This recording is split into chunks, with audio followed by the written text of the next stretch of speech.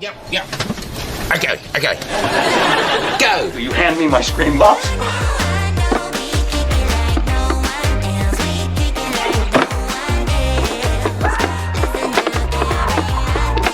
Now go. Okay, so we are on the record in the matter of the state of Michigan versus Xavier Mendez, 25402. And Detective, your name for the record, please. Sergeant Bruce Herrick with the Riverview Police Department. Okay, defendant Xavier Mendez, who is present today at Riverview Police Department, is in a dating relationship with the victim in this case, Bianca. Defendant Mendez has been residing with Bianca at 17 in the city of Riverview, Michigan. RIPD officers have responded to this address multiple times for domestic violence related issues. On or about 3/22/2025 at 0300 hours, officers from Riverview Police Department responded to 17 Apartment 103 for a possible domestic violence incident, where a third-party caller called reporting yelling, screaming, and slamming doors for the past hour. Officers arrived and heard yelling and screaming, one of which was a male voice. While listening, officers heard a female voice yelling "stop" and "help," as well as objects being thrown, moved, and doors being slammed. Officers knocked.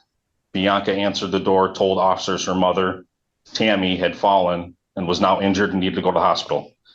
Bianca then tried to close the door on officers, while Sergeant Miller, believing there was exigent circumstances of a domestic assault and now an admitted medical emergency, stopped Bianca from closing the door. Bianca then pushed Sergeant Miller and was then taken into custody for interfering. Officers then rendered aid to Tammy, who was lying on the living room floor with a bloody left wrist. Officers then searched the apartment and found defendant Mendez hiding in a closet in a back bedroom.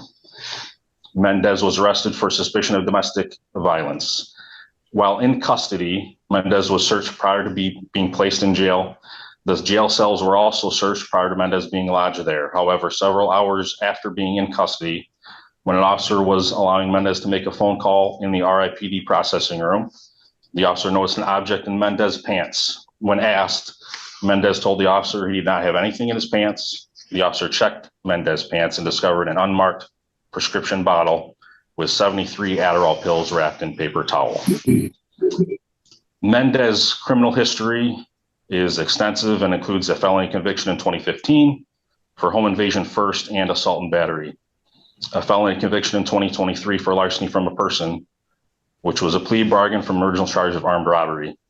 And Mendez currently has a domestic violence charge pending in the 20th District Court for a 2022 case in Dearborn Heights.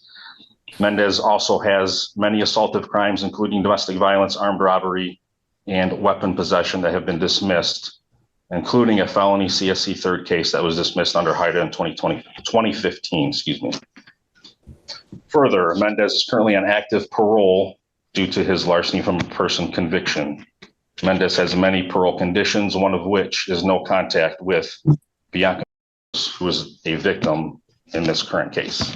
Thank you. Upon examination of the witness, I find the offenses charged were committed and there's probable cause to believe the defendant committed those offenses. Counsel, your appearance, please. Good morning, Your Honor. Attorney Corey Westmoreland appearing on behalf of Mr. Mendez. Mr. Mendez, your name for the record, please. Xavier Mendez. All right. Counsel, I ask you to read it. Yes, Your Honor. At this time, I did have an opportunity to speak to Mr. Mendez of the charges, all of his rights, and possible penalties. He had no other questions for me, so at this time we are prepared to waive a formal reading. My client stands mute. All right, the court will waive the formal reading. Sir, you do have the right to have an attorney represent you. If you cannot afford an attorney, the court will appoint one to represent you. In fact, you've had an opportunity to meet with the prosecuting or with an attorney via Zoom today, correct? Yes, I met with attorney Corey Westmoreland. Okay. The court has also signed the petition in order for court-appointed attorney for felony matters as well. You have the right to be presumed innocent to prove guilty beyond a reasonable doubt. You have the right to have a trial by a judge or by a jury. You also have the right to remain silent. Anything you say orally or in writing may be used against you in court. Do you understand those rights, sir? Yes, ma'am. The court is going to enter a plea of not guilty on your behalf. Schedule this matter for probable cause conference on April 3rd. 10 a.m. At 10 a.m. Counsel, as to bond. Yes, Your Honor, I would like you to know that Mr. Mendez currently is residing in Taylor. He is a father of two. He's currently residing with his father and his brother. He is a union concrete worker. However, he's due to start working in the upcoming weeks as the weather starts changing. As the detective already indicated, he is on parole out of Wayne County. He is in contact with his parole officer. He does usually meet with her every Tuesday or Wednesday. After speaking with Mr. Mendez at length this morning, he did assure me he would be appearing at all future court dates and understands the importance of appearing. I would just ask that all that be taken into account when assessing a bond. Okay, sir, you live in Taylor? Yes, ma'am. With my father, my stepmother, and my little brother. Okay, and how long has it been since you lived in Lincoln Park, sir? Oh, man. I haven't lived in Lincoln Park in years. Well, that's the address for you, so have you changed your address to Taylor? Lincoln Park, I haven't lived there since maybe 2022. Okay, well, sir. Yeah, I do need to update my my ID. But when I was released from MDOC, they have a program where you get your birth certificate and your driver's license or ID, and the last address that was on file is why my ID has that. Okay, and then today you filled out your request for court-appointed attorney today, but you refused to sign it, is that correct? I refuse to sign what, ma'am? You didn't sign the request for appointment of attorney, you filled out the paperwork, correct? No, I need a court-appointed attorney. I didn't refuse to sign anything. Just Okay, sir, would you complete this paperwork, sir? an officer, he brought me the paperwork this morning and I signed it. Your Honor, if I may speak to that incident. Oh, sorry, you need the attorney? Lieutenant Gentry, the Riverview Police Department, Your Honor. Okay, thank you. Due to a biohazard concern in the jail cell with Mr. Mendez, we did not ask him to sign the form. Okay, did he fill out the form or did he fill the form out? He was asked the questions by Officer Barron, and Officer Barron relayed the information via the form. Okay, so I thank you. And so I asked that question because Mr. Mendez, you have told your attorney you live in Taylor, you told the court you live in Taylor, yet you relayed the address of River Green Drive in the apartment that you're not supposed to be at as your address. No, I never gave them that as my address. That's where I was arrested at. I've never once said I've ever resided there, Miss. Okay. Your Honor. Okay. And sir, the matter out of the 20th District Court for domestic violence. Who is the complaining witness in that matter? That was my ex-wife. Back in Monica. And is that who you have a child in common with that you pay child support for? Yeah. And I also have another child that I pay child support for as well. Okay, and is that with Miss? From another mother. Is that with Bianca or no? That would be Rebecca, but Bianca is pregnant. So I am expecting. Okay, and when is the baby due? Come again, I'm sorry. When is the child expected to be born? Oh, she's early, so we just found out. So probably not to the end of the year, beginning of next year, I assume. What is it? March, April? Okay, and sir, how long? I'm sorry, it's kind of hard to hear, Your Honor. How long have you been on parole? 8 months. 8 months. And is one of those conditions of your parole not to have any contact with Ms. Munoz? Yeah, that stipulation was just put in a couple months ago. Okay, what month? January. January. And why was that stipulation put in January, sir? because there was an incident. She beat me up, and I literally got my butt beat. My face was pumpkin headed. No one said anything. I wasn't gonna tell on my girlfriend. She didn't have a mark on her. That's all in the police report. So then they took me to jail. Excuse me. I'm not asking for a factual dissertation. I'm just simply asking as to what precipitated having. I got beat up by my girlfriend, so they took me to jail for getting beat up. Okay, so because you got beat up, it was the no contact order? There was no contact order yet. Based from your parole, it is. No, January, when the incident happened, there was no contact order yet. I got beat up by her. I went to jail for domestic violence. When I went to see my parole officer, the next time I seen her, probably like a week or two later, she issued the no contact order. Okay. And so you have a matter pending from January 15th. Did he already come to court on that one? No, I've been waiting to hear back from that. The paperwork that you guys gave me, I received a ticket and it said that the district court will be getting in touch with me. Right. Well, Yeah. Sir, if your address shows Lafayette Boulevard, that's where it would have been sent. We don't track What people. about my phone number? My phone number is on that file as well. Okay, does it show the Lincoln Park address? Yep.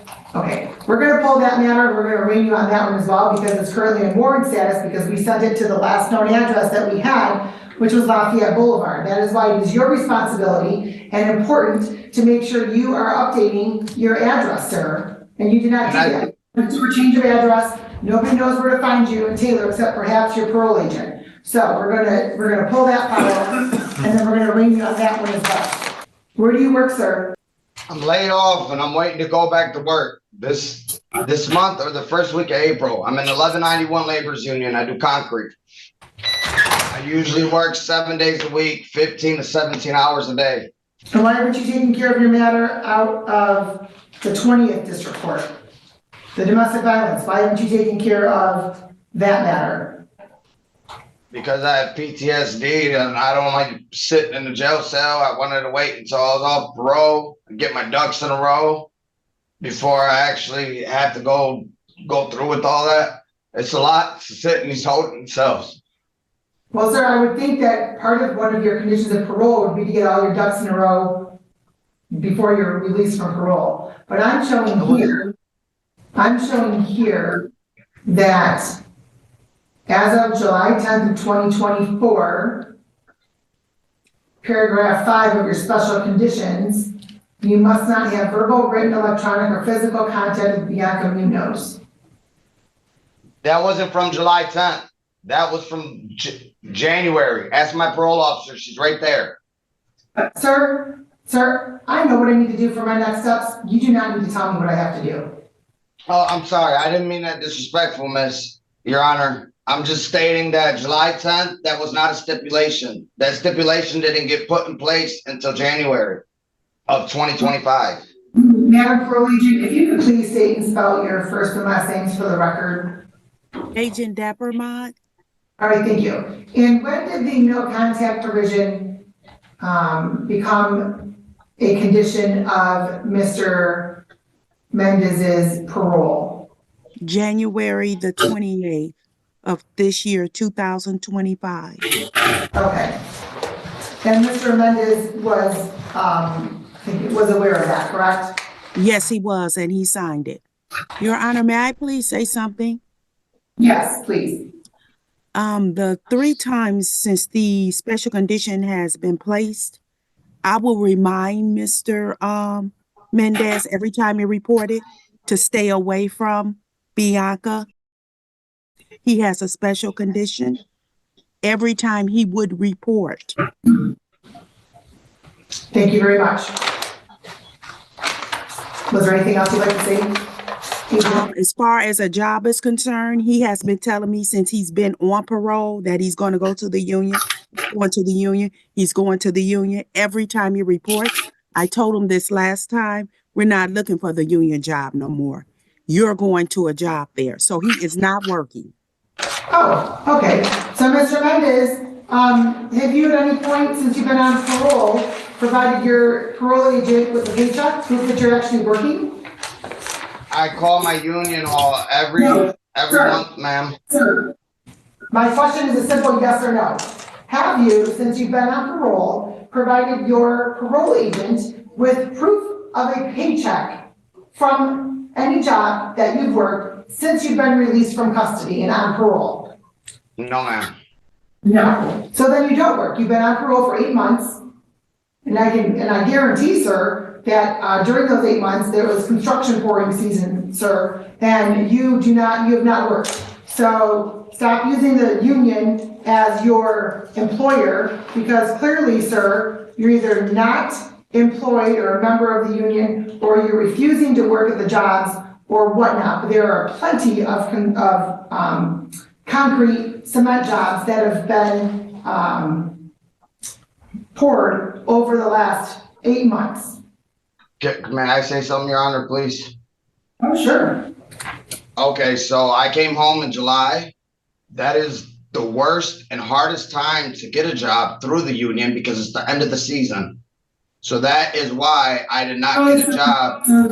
I was number 200 and something on the list from July to December. And as of now, I should be like number 5 or 7 on that list.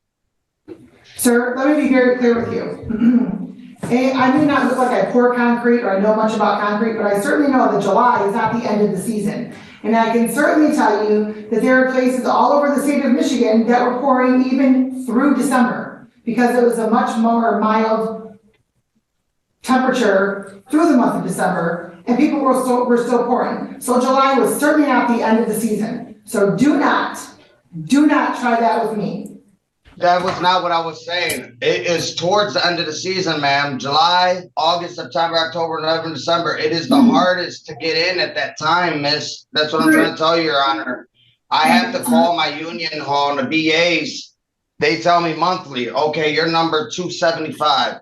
You're number 115. You're number 96. Once December hit, they pause that. They stop it all the way until March. Okay, you can call the 1191 Labor's Union yourself, and you guys can even request under my behalf and ask them where I'm at on that list. Mr. Mendez, so knowing that, what did you do to get a job for something else? What did you do? So what was I doing? I was helping my mom preparate taxes. To preparate taxes? Yeah, my mom does taxes, so I was helping her with her job. And I was doing odd jobs as well. I have 2 buddies that have LLCs and they do work, like they renovate houses. So I have helped these guys do labor. And when I do get money, I help my stepmother where I reside. I help out with bills when I can. Sir, first of all, let's be clear. I do not believe that you reside in Taylor. Okay. And neither do I. All right, and Detective Sergeant Herrick, would you like to address bond? Yes, Your Honor. I would just say, just based on Mr. Mendez's criminal history, that's extensive, along with a clear disregard for court's orders evident by several warrants for his arrest, along with one for failure to appear for a domestic violence incident in Dearborn Heights out of 20th District Court. I would just ask for, and also, and I believe Agent Deprimont will testify to his disregard for the parole board's conditions as well. I would just ask for a high cash bond, and if he is able to make bond, some sort of electronic monitoring. Well, here's the thing. The court, given Mr. Mendez's parole status, given the no contact order with Ms. Yet, Mr. Mendez continues to disregard that just by pure basis of being at the property at the time of the arrest. The court does find that has occurred. Everything else obviously has not been proven at this point. The court, and given that Mr. Mendez has indicated that Ms. suspecting his child, which tells the court that they clearly had contact, likely when they weren't supposed to have contact, especially since he says that she's early on in her pregnancy. And we're moving into month 3 at this point from when he's not supposed to have contact with her. Well, at least month 2, we're completed month 2. The court's going to remand Mr. Mendez without probation or without bond. The court's going to order that you are not to have any contact with Ms. That's phone contact, text message, email, social media, any sort of third party, any electronic communication device. Do not try to speak with her through the jail. Is that clear, sir? I'm not sure if you're going to be in Wayne County Jail custody or MDOC custody. I'm going to presume MDOC custody. Am I going to Macomb, Ms. Deppermont? Sir, I'm in the middle of speaking. Please do not interrupt me. Oh, I'm sorry. I thought you were done, Your Honor. I apologize. You're not to possess or have access to any firearms and or any weapons. You're not to possess or consume any alcohol or drugs unless prescribed. And you're not to return to the property at River Green Boulevard. Obviously, well, the court's going to indicate if for some reason you are discharged from custody, which you shouldn't be because I'm ordering you to be remanded without bond, GPS tether, house arrest. She's gonna put me on. What was your question you had, sir? I'm sorry, Your Honor. It's kind of hard to hear a little bit. Did you say you were going to put me on tether house arrest? No, I'm sorry. I understand that it's difficult to hear some, I don't know what it is, if it's on this end, and I don't know, but probably on this end. But no, I said in the event for some reason you are released from custody, then there would be a GPS house arrest provision. I am remanding you to jail without bond, sir. I'm not giving you a bond. You're out on parole. You have specific conditions. You have violated those conditions. There has been domestic violence charges and assault battery charges as a result of that contact. And then there's also the felony matter about bringing contraband into the jail. Those are my prescriptions. Your question, so you'll be evaluated by a doctor if you need medical assistance. And I'm sorry, you had a question for your parole agent, sir? So, Ms. Deppermont, what's going on? Am I going to I will be there. Macomb? I will be there to see you this afternoon to serve you parole violation charges. And then I'll be going to Macomb? I don't know. So my Well, hold on. how long? Just a moment. Mr. Westmoreland, I'm going to also proceed with arraigning your client on the 25116 matter in just a moment. That's a Riverview matter. So I'm going to handle that in just one moment. Guys, I'm gonna fuck somebody. Did you have another question, Mr. Mendez? Mr. Mendez, did you have another question? I don't know what the fuck is gonna happen. What's going on? What's going on is that you're going to be remanded into custody until your next court I get date. that. I get that. Am I going to the county jail? Am I going on DOC? How long is my violation? What, like, how am I going to be in custody of MDOC but in county jail? How does that When work? you're on parole, you know that you face the criminal side of the law and you also face the parole. You have to face the parole board. You have violated special condition 4.5, which is an assault of condition, a condition that I don't take lightly, and you know that. I didn't assault nobody, Ms. Deppermont. No, but we have a special condition in place, so nobody will be assaulted. That's But my baby mama. listen, you ignored that special condition, so we must proceed on the parole side. That's all it is. Period. My And I will BM. see you. What do you? I will see you this afternoon to talk with you. And Mr. Mendez, let me be very clear. I've been apprised of your behavior while you've been in the Riverview Police Department. Let me be very, very, very clear, sir. If that behavior continues, you will likely face additional charges as well. I have mental health issues. I'm suicidal. Excuse me. Whether it's at the Riverview Police Department, the Wayne County Jail, or Macomb County MDOC. Either Understood. way, if that behavior continues, you will likely be facing additional charges. For having mental health. Sir, Mental health Ma'am, includes. I am not on my meds. I am mentally ill. And you guys are, I said all weekend, they didn't even feed me one time. They just started feeding me Monday. Okay, I said Friday, Saturday, Sunday, I didn't get my STI meds. I didn't get food. I didn't get nothing. They left me on a thing. I feces myself and they left me on a thing for a whole 24 plus hours with feces all down my legs. okay, I have not been getting good treatment in here. okay. Sir, again, let me just clarify. There's no reason any of the behavior that's being alleged should occur. So, on this matter, we'll see you back on April 3rd.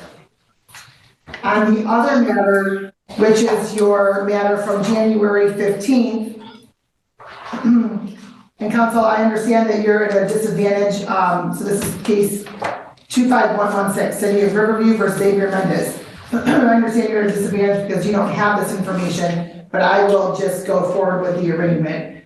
It alleges on January 15th at 17403 River Green that Mr. Mendez gave false information to a police officer, that's in the City of Riverview.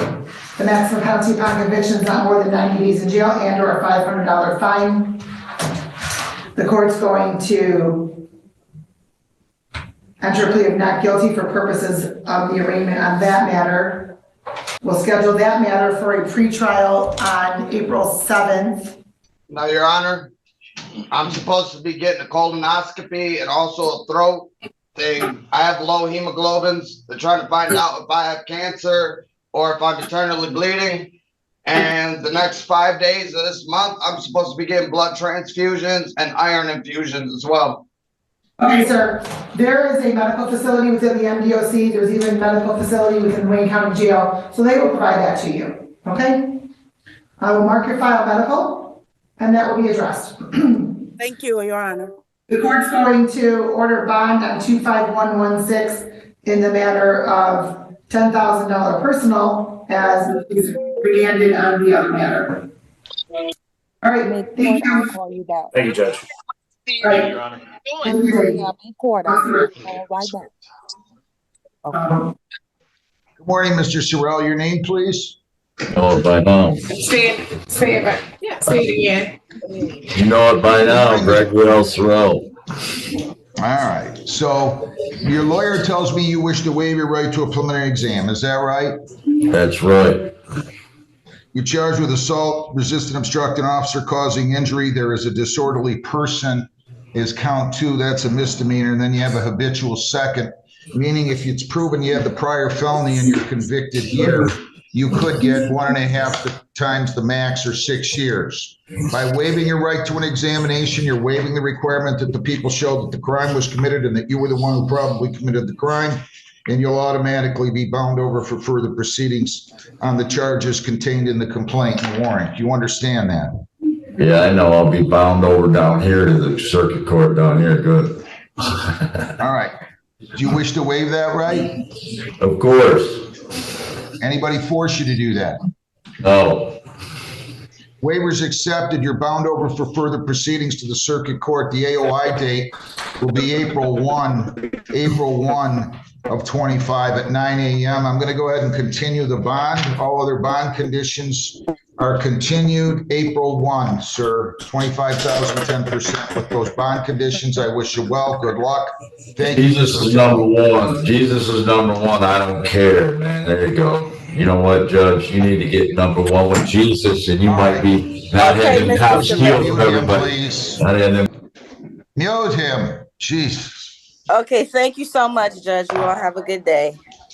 I don't know what to do with him. I'm telling you. Thank you. You're welcome. Have a good day. John Patrick Geftos, 25W704775. Where's Mr. Geftos? It's on Zoom, Your Honor. Why didn't he show up? Is this a trial? Judge, he's here. Not a pre-trial, Your Honor. He's here in the building, or he's there? You are. Your name's. Wait a minute. No, he's not there. Mr. Geftos, your name? Yes, sir. Johnny Geftos.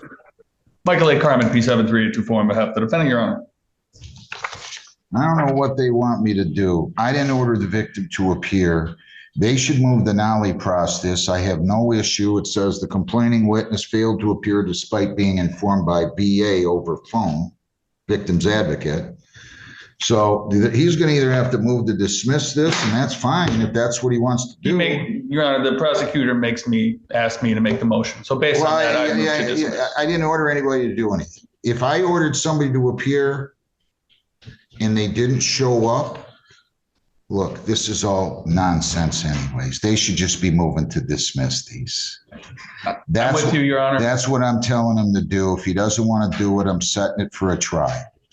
I'm completely good with what he's doing here, but I didn't order anybody to appear. If I did, I'd have made a note about it.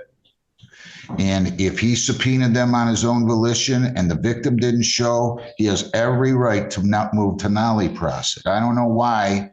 I think somebody's keeping stats somewhere and they worry about that nonsensical garbage, but I'm not going to do that. Listen, your name? Good morning, Your Honor. Mohammed. If you subpoenaed the victim and the victim did not appear, yeah, it's up to you to move to dismiss. I'm not entertaining his motion to dismiss. You guys want to put me in that position, and really the simple thing, I've been telling everybody this for years, and depends on the prosecutor. Prosecutor should be moving to dismiss, not the judge. I'm not asking for the court to dismiss. Well, what do you want me to do then? Well, my understanding is defense would be motioning for a Well, I'm not dismissing it. On what basis? On what basis? That we have a stipulation that the complaining witness was supposed to be present today. Where is that? Did I order that? I didn't make a note of it. It was on the form for this last hearing. There's a stipulation between both parties that indicated that complaining witness must appear and be present. I didn't write it down. And I have it in my notes, and because what I have in my notes is subpoenas being sent out, and it was based on that. I get it. I just don't understand this. It's not the way I did business. The office should be dismissing these if they want to dismiss it. Okay, I'll no lay process in the interest of justice. Case dismissed. Motion to Okay, sir, I'm speaking, please. No, I'm sorry. Just for the record. Sorry. Just for the record, the complaining witness was subpoenaed to be present. The victim, I want to put it on the record. Go ahead. I read it. No problem. And, did you read it onto the record? I didn't read it. I just noticed that you have a stip form, complaining witness failed to appear despite being subpoenaed. I did not remember or didn't make a note that I was ordering the victim to appear. And you said complaining witness failed to appear despite being informed by victim advocate over phone. Yes, the victim advocate had contact with the complaining witness, informed him of today's hearing, and he still failed. So I'm going to go ahead and dismiss the case and not your motion. Thank you. Thank you. Lisa, cancel all the bond conditions on that. Mr. Geftis, you were all set. I promise this will never happen again. People against John Grant Dutton Jr., 25T703059. Mr. Dutton, your name? John Grant Dutton Jr. Ms. Carmen? Michael A. Carmen, 73824 on behalf of the defendant, Your Honor. Who wrote this up? So, Judge, your name? Good morning, Your Honor. Mohammed on behalf of the people. So when you write minimum 18 months probation, it makes it sound like it's a sentence agreement. So, Judge, in this case, I understand the court isn't normally inclined to accept sentence agreements, but in this specific case, it did go through the chain of command at my office, and that plea form was written up by a supervisor, and it was based off of the understanding that it would be a sentence agreement. And so I would respectfully request the court. They want us to take them in our sobriety court. They're putting that in, and I don't even know anything about this. I mean, what? So there was my understanding based off of. I'm not doing a sentence agreement on a sobriety court case for this reason. If he goes through the bond phase and he doesn't make it, if it's a sentence agreement, I have to let him withdraw his plea if we don't take him in. So I don't know why they feel like they have to do that on misdemeanors. So they don't think we're hard enough, or we're too hard, or not hard enough. No, it's not that, Judge. Well, what is it? I mean, so my understanding is because the defendant is a habitual offender, there is just a chain of command from our office, and there's special guidelines that. Was the officer hurt? in this case? I don't believe so. Your Honor. Next, Sergeant Marcus. Come on up here. Sorry, Your Honor. You're fine. Good morning, Your Honor. Good morning. Sergeant Mark Driscoll, Trent Police. No, the officer was not injured in this. What happened? So they responded to Mr. Dutton. The allegations are Mr. Dutton called 911, requested to go to jail that evening. Another phone call followed that when officers responded to kind of take care of him. He was highly intoxicated. At that point, he made a conversation that he wanted to go to jail. They told him he didn't commit a crime. He subsequently steps off the porch and swings at one of our road sergeants. He's got armed robbery convictions and everything. Again, Judge, the defense made a request. It went to my supervisor. The supervisor responded with the plea that you have in front of you. What'd you call Beth in? Violation of terms resulting in jail. I hate when they do that. They're not going to tell me what to do on a probation violation. If they want to determine what happens to defendants when they violate probation, they're in the wrong profession. They need to be a judge. I'm not doing that. And then they include these other terms here that say if there's police contact. What if he pulls them over for expired license? And the guy comes in and pleads guilty to expired license. I've tried to tell people this for decades. I'm not going to be a party to having some prosecutor here, there, or anywhere else tell me what I'm going to do. They're not going to do that. They're not going to do. I don't know how many times I have to say it. I understand. Well, you don't understand because they keep doing it. Apparently, they don't understand. I've had conversations with them.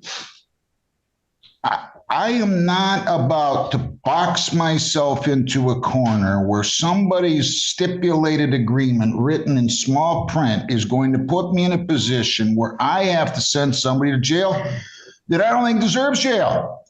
Now, maybe he does outright. I don't know. I don't know enough about the case. But not this no police contact. So he has an improper plate. That's a misdemeanor. He doesn't have his license on his person. That's a misdemeanor. And they want to tell me I got to send the guy to jail. Your name, please? Elizabeth Prosecution. I want to ask a question because I remember we couldn't even take a domestic violence defendant into sobriety court. And they've relaxed that rule. But violent felonies, correct? We cannot put them in sobriety court. Am I right or wrong about that? You are correct, Your Honor. They are actually leaving it up to the discretion of the judge. I'm not taking in, so somebody should have known, I'm not taking armed robbery defendants into sobriety court. I'm not doing it. There's no charge of armed robbery here, Your Honor. He had an armed robbery conviction. Listen to me. 15 years ago. I know it was a long time. I don't care. He's got an assault with intent to rob while armed in 09. He's got a. Yeah, I should mention. You don't interrupt me. In 09, he's got an armed robbery conviction and felony firearm in 09. He's got a retail fraud in 24. He's got a 25 impaired. Now look. Violation of items terms resulting in jail. No, I'm not taking it. So, Judge, you can go back and tell them again. They're not going to tell me what to do on a probation violation. I don't know what the probation violation is. If he beats up his mother, he's probably going to jail. If he's driving around without a valid license or doesn't have a license on his person or has an expired license, I'm not sending him to jail. I understand. No amount of print that they're going to put in here is going to tell me to do it. I understand. Yeah, I know, but it gets frustrating when I tell people this 100 times, and I still keep getting them. They change prosecutors, and I get the same plea agreements. You're all set. I don't know that I won't, but they're going to have to work on their terms. Can we amend it to committing no crimes instead? I'm not going to. I have told your office multiple times how I feel about this. I'm not getting into doing that now. You could take it back to them and tell them what I said. They're not going to tell me what to do in a probation violation. Ever. I understand. They're not. I mean, I've said to Mr. Bresnahan and others, Do you tell circuit judges what they're going to do when there's a probation? I mean, does your plea agreement set forth what's going to happen in the event of a probation violation? I don't think so. And they're not going to hamstring me by saying sobriety court, but if he commits a crime, which can include, like I said, no ops, you have to send him to jail for the balance. That's what I was getting.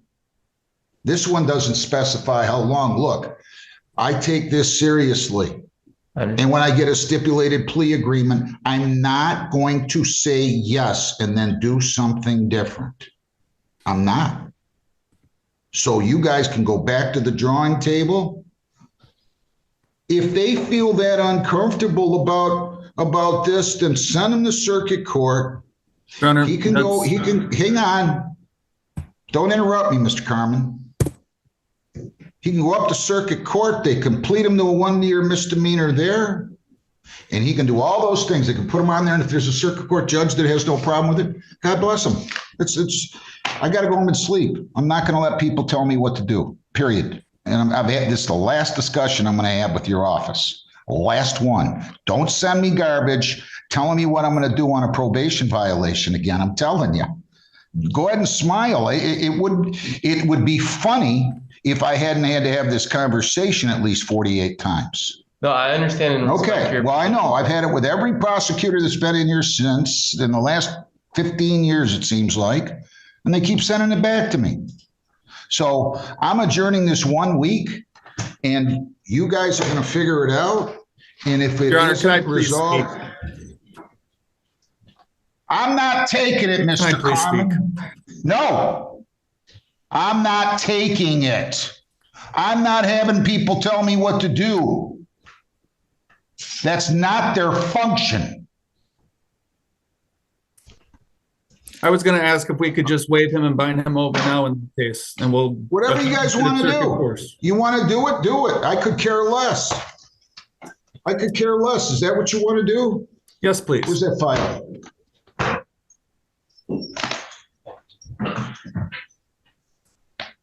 All right. Mr. Dutton, your lawyer tells me you wish to waive your right to a preliminary examination on this charge. Is that true? That's correct, Your Honor.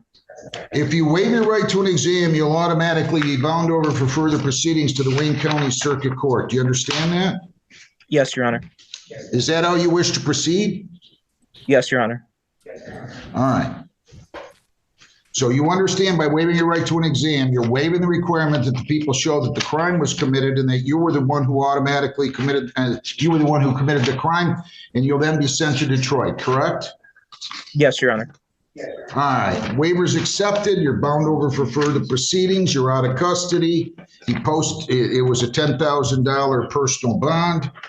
April the 8th. April the 8th. April the 8th. Where's the bind over certificate? You see it?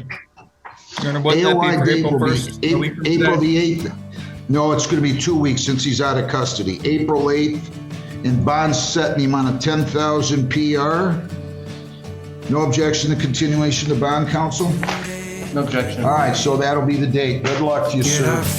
Are you kidding me? Oh my God. You have got to be kidding me. What is going on today? This is a joke. Today is an absolute joke. We need an interpreter. I need an interpreter when I cannot express myself sometimes. Oh my God, sir, put that cigarette out. I don't give a crap that you are outside of this. What is wrong with everybody today? You know what, let's we're going to start bringing people in person. People going to learn how to act in a courtroom. Can you hear it? Can you hear it? Ma'am? Ma'am? Can you hear it? Okay. Come and go. I have no business left. And trust me, after the day, I'm sitting up here, I'm the one that needs a drink.